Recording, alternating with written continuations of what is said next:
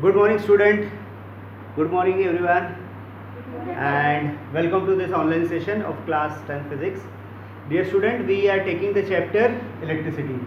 Okay, and उस electricity chapter में से जो आज हमें टॉपिक लेना है वो है आपका रेजिस्टिविटी. रेजिस्टिविटी के पहले हमने क्या देखा? रेजिस्टिविटी के पहले हमने देखा है क्या? Definition of current, that is the rate of flow of charges through conductor is called current. Then उसके बाद हमने देखा है क्या? करंट, ऐसा unit of current is ampere, यानी करंट को मेजर करने के लिए हम कौन सा यूनिट यूज़ करते हैं? एम्पियर. उसके बाद हमने देखा Ohm's law. Ohm's law states that the potential difference across the two ends of the conductor is directly proportional to the amount of current flowing through it. That is क्या था आपका Ohm's law? V is equals to IR. ये हमने देखा. उसके बाद next हमने जो टॉपिक देखा था, हमने नेक्स्ट टॉपिक देखा that is H equals to I²RT. This is nothing but Joule's law of heating, यानी किसी भी कंडक्टर में हीट कितनी प्रोड्यूस होती है. So that is given by this formula H equals to I²RT. Then resistance हमने देखा, फिर सीरीज रेजिस्टेंस, पैरेलल रेजिस्टेंस, फिर उसका कैलकुलेशन और न्यूमेरिकल्स. अभी तक हमने ये सब चीज़ें देखी. अब बहुत ही ज़्यादा इंपॉर्टेंट टॉपिक जो है वो है रेजिस्टिविटी और उसके कुछ न्यूमेरिकल्स, तो वो अभी हमें देखना है. तो हम आज और कल ये जो दो वीडियोज़ है इसमें रेजिस्टिविटी देखने वाले हैं और रेजिस्टिविटी के साथ में उसके न्यूमेरिकल्स, कैसे न्यूमेरिकल्स हम सॉल्व करें. सो डियर स्टूडेंट, रेजिस्टिविटी, अब ये रेजिस्टिविटी है क्या? So resistivity it is nothing but, जैसे कि देखो यहाँ डेफिनेशन दिया है मैंने. Resistivity, you can note it down, आप लिख सकते हैं. Resistivity, the resistivity of a material is the resistance of a conductor, यानी उस कंडक्टर का रेजिस्टेंस कितना है, conductor of a conductor of this material, यानी किसी पर्टिकुलर मटेरियल का बना हुआ कंडक्टर जो होगा उसका रेजिस्टेंस कितना है ना. So that resistance for unit length यानी 1 metre length and unit cross sectional area वो कितना है, ये फाइंड आउट करनी, ये जो उसकी कैपेसिटी है ये रेजिस्टिविटी कहलाती है. यानी आप देखिए, इसको समझने के लिए मैं आपको एक बात बता रहा हूँ कि हमारे पास दो चीज़ें हैं, एक है प्लास्टिक और एक है कॉपर वायर और प्लास्टिक. तो अगर मैं आपको बोलूँ कि दोनों को डिफ्रेंशिएट कीजिए तो आप इजीली बोल सकते हैं copper wire is a good conductor of electricity while plastic is a bad conductor of electricity. अब ये जो conductor, good conductor of electricity and bad conductor of electricity, हमने किस पर से डिसाइड किया कि वो गुड कंडक्टर है? हमने किस पर से डिसाइड किया कि जिसमें से करंट काफ़ी अच्छे से फ्लो हो सकता है, जिसका रेजिस्टेंस काफ़ी मिनिमम होगा, है ना, तो वो ज़्यादा से ज़्यादा करंट को फ्लो करने देगा. तो that is called as good conductor. तो कॉपर वायर क्या है? आपका गुड कंडक्टर. लेकिन गुड कंडक्टर होने के लिए उसकी जो सबसे मेन प्रॉपर्टी होती है वो होती है रेजिस्टिविटी. रेजिस्टिविटी की वजह से ही इट ऑफर्स अ रेजिस्टेंस. अब अगर किसी पर्टिकुलर मटेरियल का रेजिस्टिविटी बहुत ज़्यादा रेजिस्टिविटी होगी, जैसे देखो एक क्वेश्चन मैं अभी आपको लूँगा जिसमें रेजिस्टिविटी कंपेयर करने के लिए बताया गया है ना. तो जिस मटेरियल की रेजिस्टिविटी बहुत ज़्यादा होती है, जितनी ज़्यादा रेजिस्टिविटी उतना ज़्यादा क्या होगा, वो बैड कंडक्टर ऑफ इलेक्ट्रिसिटी. यानी अगर कोई मटेरियल है और जिसकी रेजिस्टिविटी बहुत कम है, फॉर एग्जांपल कोई मेटल ले लेते हैं, एल्यूमिनियम है ना, एल्यूमिनियम की रेजिस्टिविटी काफ़ी कम है, इसीलिए वो काफ़ी अच्छा गुड कंडक्टर है. तो रेजिस्टिविटी और conduction of electric current is opposite. जितनी रेजिस्टिविटी कम उतना अच्छा वो गुड कंडक्टर, है ना. या फिर हम उसको अपोजिट भी बोल सकते हैं कि अगर कोई बैड कंडक्टर है तो उसकी रेजिस्टिविटी बहुत ज़्यादा होगी. ठीक है.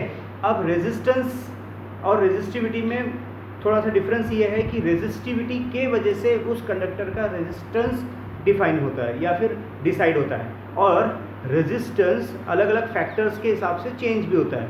रेजिस्टेंस चेंज कितनी चीज़ों से हो सकता है, जैसे मैंने इसके पहले भी एक क्लास में लिया था कि जो रेजिस्टेंस है, रेजिस्टेंस वो किन फैक्टर्स पे डिपेंड करता है. सबसे पहला है लेंथ पे डिपेंड करता है. सेकेंड है area of cross section. Third है material and fourth one is temperature. इन चार चीज़ों पे उस पर्टिकुलर कंडक्टर का रेजिस्टेंस डिपेंड करता है। इसका मतलब ये है कि रेजिस्टेंस कम या ज़्यादा हो सकता है अगर हम उसका लेंथ कम या ज़्यादा करें। जैसे हमें रिलेशन पता है कि resistance is directly proportional to length, यानी अगर हमने लेंथ इंक्रीज़ किया तो उसका रेजिस्टेंस भी इंक्रीज़ होगा, लेंथ डिक्रीज़ किया तो रेजिस्टेंस भी डिक्रीज़ होगा। तो ये डायरेक्टली प्रोपोर्शनल है। इसका मतलब क्या है कि resistance can vary, resistance vary कर सकता है, चेंज हो सकता है। यानी अगर आपको किसी कंडक्टर का रेजिस्टेंस इंक्रीज करना है तो what you can do, you can increase the length अगर आप इंक्रीज करेंगे तो रेजिस्टेंस इंक्रीज होगा। एरिया ऑफ क्रॉस सेक्शन कैसा है, इन्वर्सली प्रोपोर्शनल है। यानी अगर आपने एरिया ऑफ क्रॉस सेक्शन बढ़ाया तो उसका रेजिस्टेंस कम होगा, इन्वर्सली प्रोपोर्शनल। 1/, है तो इन्वर्सली प्रोपोर्शनल। लेकिन ये रेजिस्टेंस कैसा हो रहा है, वैरी हो रहा है विथ मटेरियल एंड टेम्परेचर, इसके साथ भी वो वैरी करेगा। बट रेजिस्टिविटी की जब हम बात करते हैं तो रेजिस्टिविटी नेवर चेंजेस। किसी भी मटेरियल की जो रेजिस्टिविटी होती है वो फिक्स्ड होती है, रेजिस्टिविटी कभी चेंज नहीं होगी, रेजिस्टिविटी जितनी है उतनी ही रहती है। हाँ, अकॉर्डिंग टू द रेजिस्टिविटी। और फिर बाद में फिर अगर आपको रेजिस्टेंस चेंज करवाना है तो फिर आप उसकी लेंथ चेंज कर लीजिए तो रेजिस्टेंस चेंज होगा, बाकी सब चीज़ें। लेकिन किसी एक मटेरियल के लिए, ठीक है, किसी एक मटेरियल की जो उसकी रेजिस्टिविटी होती है वो फिक्स्ड होती है और उस रेजिस्टिविटी के हिसाब से हम ये फाइंड आउट कर सकते हैं whether the given material is और given conductor is, given material जो है वो कंडक्टर है या इंसुलेटर है। ठीक है, तो हम एक न्यूमेरिकल लेते हैं जिससे आपको ये कंसेप्ट क्लियर हो जाएगा कि कैसे रेजिस्टिविटी डिफाइन करती है किसी भी कंडक्टर के रेजिस्टेंस को। ठीक है, so let's take the example. Now before proceeding to the question, here is one important topic, that is SI unit of resistivity. Resistivity जो है इसका एसआई यूनिट होता है आपका ohm metre, ohm metre. So जब भी आप रेजिस्टिविटी लिखेंगे तो उसके साथ यूनिट क्या लिखेंगे, दैट इज ओहम मीटर। तो ये जो जितनी भी रेजिस्टिविटी दी गई है that is unit is ohm metre. Okay, so ohm metre, ohm metre. So this is, and second thing is it depends upon, resistivity जो होती है it depends upon the nature of material, it depends upon the nature of the material which we are using. यानी हम कौन सा material use कर रहे हैं उस हिसाब से उसकी रेजिस्टिविटी चेंज होती है। So now here let's move to the question जो हम अभी लेने वाले थे, that is there are 3 samples given A B C. अब ए बी सी की जगह नाम भी हो सकता है, ये भी हो सकता है कि किसी मेटल का नाम दिया हो, नॉन मेटल का नाम दिया हो, प्लास्टिक या आयरन, इस तरीके से। लेकिन यहाँ पर हम नाम ले रहे हैं ए बी सी सैम्पल की। ठीक है, so 3 samples are there and 3 resistivity दी गई है। जैसे सैम्पल ए की रेजिस्टिविटी है 1.6 × 10⁻⁸। ध्यान रहे यहाँ पे -8 है, यानी अगर हम इसको सिंप्लीफाइड के फॉर्म में लिखना चाहे ये कितना है 1.6 × 10⁻⁸ ओहम मीटर। ओके, तो अगर हम इसको सिंप्लीफाई करना चाहें तो कितना आएगा 8, यानी यहाँ पर 8 zeros 1 2 3 4 5 6 7 8। ठीक है ना, तो यहाँ से 8 डिजिट्स इधर 1 2 3 4 5 6 7 8, ये हो जाएगा बेटा 0.00000016 ओहम मीटर। ठीक है, क्योंकि -8 है। तो सैंपल ए की जो रेजिस्टिविटी है वो इतनी है, काफ़ी कम, वेरी लेस रेजिस्टिविटी।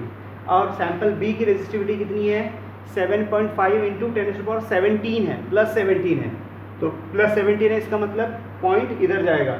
कितना है ये ए के लिए हुआ, ये बी के लिए, बी के लिए कितना है 7.5 × 10⁻17। सो इट मीन्स 7.5 और उसके बाद 1 2 3 4 5 6 7 8 9 10 11 12 13 14 15 16 17, है ना, 17 डिजिट्स इधर 1 2 3 4 5 6 7 8 9 10 11 12 13 14 15 16 17, यानी आपका पॉइंट आएगा यहाँ पर। ओके, सो इट मीन्स आपकी जो वैल्यू है वो कितनी है 7.5। कितनी ज़्यादा रेजिस्टिविटी है, बहुत ज़्यादा, ohm metre, unit is ohm metre. Done, ohm metre इसका यूनिट होगा। और सैंपल सी जो है, सी अगर हम इसको देखें तो इसका कितना है 44 इंटू 10⁻⁻6, तो 44 इंटू 10⁻⁻6 सो ओहम मीटर, तो ये कितना हो जाएगा 4 4 1 2 3 4 5 6 और डिजिट्स कितने 6 डिजिट्स, तो यहाँ से 1 2 3 4 5 6 it is 44000 this much of, लेकिन ये माइनस है बेटा, ध्यान रहे 10⁻⁻6 है तो आगे नहीं जाएगा, वो +6 रहता तो आगे जाता। ये आएगा आपका बेटा 1 2 3 4 5 6 है ना, डिजिट 4 डिजिट्स इधर, सॉरी 6 डिजिट्स इधर, तो यहाँ से 1 2 यहाँ से 1 2 3 4 5 6 ये आएगा बेटा 0.000044, ठीक है। नाउ अब क्वेश्चन जो दिया है उसको रीड करते हैं।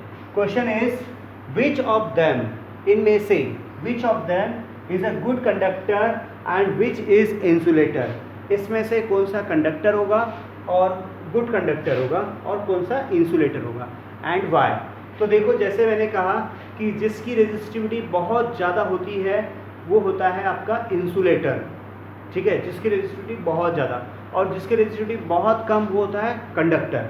तो इसमें देखो सबसे ज़्यादा यानी ज़्यादा किस में है, इसमें रेजिस्टिविटी ज़्यादा है ना, so that's why B will be, क्या होगा बी क्या होगा बताओ, हाँ रेजिस्टिविटी बहुत ज़्यादा है तो बी क्या होगा, yes it will be insulator.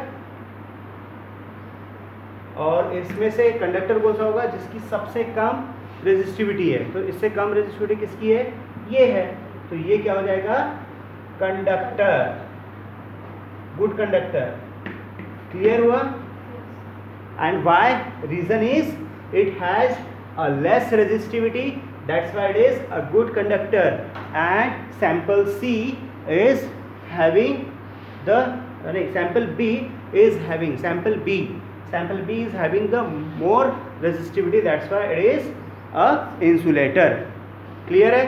तो इस न्यूमेरिकल से आपको ये चीज़ें समझ में आ जानी चाहिए कि कौन सा इंसुलेटर होगा, कौन सा क्या होगा, दैट इज कंडक्टर। और ये सब कैलकुलेट करने के लिए ये देखने की भी जरूरत नहीं है। Now you are in class 10, you can directly here compare the things, तीनों में से कंपेयर कर दो तो हमें समझ में आता है 7.5 इज मोर, है ना, क्योंकि 10⁻+17 है, तो ये हो जाएगा आपका इंसुलेटर, ठीक है। इसकी रेजिस्टिविटी -8 है तो ये हो जाएगा कंडक्टर, ये भी -6 है तो ये भी कंडक्टर, ठीक है।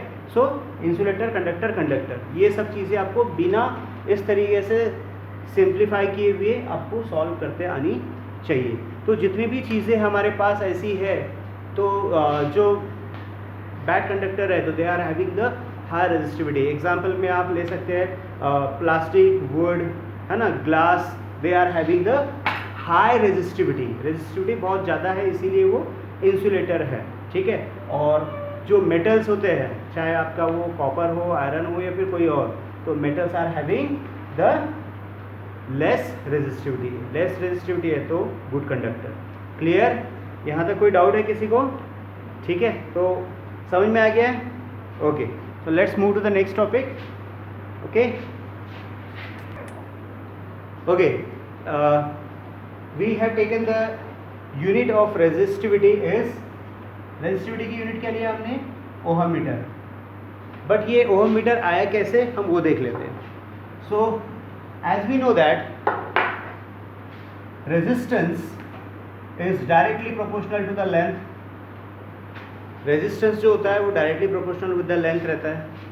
साथ ही resistance is inversely proportional with the area, inversely proportional with the area, okay.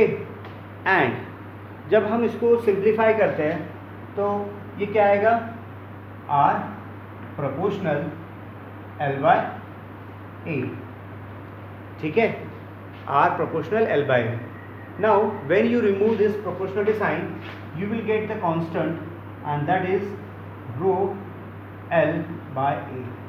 ये जो सिंबल है इसको ऐसे ड्रॉ करना है, दिस इज कॉल्ड रो। यहाँ से शुरू किया ऐसा, ठीक है। This is rho, what, rho, pronounce करना है रो, RHO, रो, रो। तो हम ये जो रेजिस्टिविटी है, रेजिस्टिविटी को इंडिकेट करते हैं with the Greek symbol rho, RHO, P के जैसा दिखता है लेकिन वो है क्या, रो, ठीक है। तो यहाँ पर मैंने क्या किया, इसका R is equals to rho L/A, हमें चाहिए रो, तो रो इज इक्वल्स टू, अब ये इधर ट्रांसफर होगा तो RA upon L, RA upon L, RA upon L, ठीक है। अब इसका यूनिट कैसे निकालेंगे आप, देखो इसी के बाजू में अब रो का यूनिट निकालना है। So as we know that R का जो यूनिट है वो क्या है, ओहम, R का यूनिट क्या है, ओहम। A यानी एरिया, एरिया का होता है मीटर स्क्वायर यानी metre into metre, okay, metre square यानी M into M, metre square, और L का होता है सिर्फ metre. Now here metre metre get cancel, तो रो का जो यूनिट बचेगा वो rho metre, R, rho metre. So resistivity का जो यूनिट होता है वो है आपका रो मीटर, ठीक है। तो डियर स्टूडेंट, अभी आपको ये कंसेप्ट समझ में आ गया कि व्हाट इज रेजिस्टिविटी, उसका ऐसा unit ohm metre, rho is equals to ohm metre, ठीक है। और साथ में हमने उसका एक छोटा न्यूमेरिकल भी देखा। नेक्स्ट वीडियो में हम और देखते हैं कि रेजिस्टिविटी से रिलेटेड और क्या क्या न्यूमेरिकल्स हम उसको सॉल्व कर सकते हैं। So that's all for today, will meet in the next video.